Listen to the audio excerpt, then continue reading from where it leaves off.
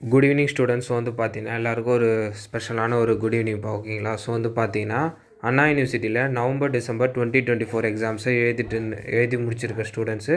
So வந்து பார்த்தீங்கன்னா grace mark update கேட்டிருந்தாங்க. ஆல்ரெடி வந்து பார்த்தீங்கன்னா ஒரு சில சப்ஜெக்ட்டுக்கான கிரேஸ் மார்க்கை நான் வந்து அப்டேட் பண்ணியிருக்கேன். ஸோ யாராவது உங்கள் சப்ஜெக்ட்ஸ் இருந்துச்சுன்னா மறக்காமல் செக் பண்ணிக்கோங்க.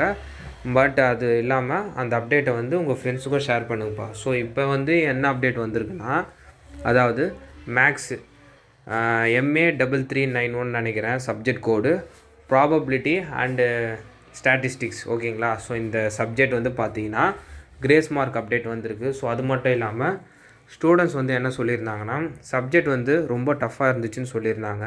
ஸோ அது மட்டும் இல்லாமல் வந்து பார்த்தீங்கன்னா அதில் ஒரு கொஷினில் வந்து பார்த்தீங்கன்னா டேட்டா மிஸ்ஸிங் ஆகிருக்கு. ஸோ அது எந்த கொஷின் வந்து பார்த்தீங்கன்னா பார்ட் பியில் 14th Aல வந்து பார்த்தீங்கன்னா செகண்ட் சப்டிவிஷனில் என்ன மிஸ்டேக்கு எக்ஸாக்டாக பண்ணியிருக்காங்க வந்து பார்த்தீங்கன்னா 25 சாம்பிள்ஸ்னு சொல்லி கொடுத்துட்டு அதில் சாம்பிள்ஸ் டேட்டா வந்து மிஸ் ஆகுது.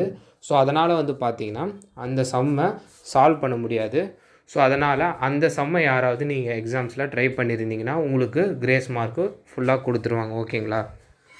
ஸோ இது மட்டும் இல்லாமல் வந்து பார்த்தீங்கன்னா வேறு ஏதாவது அந்த சப்ஜெக்டில் கிரேஸ் மார்க் இருக்கான்னு சொல்லி கேட்குறாங்க.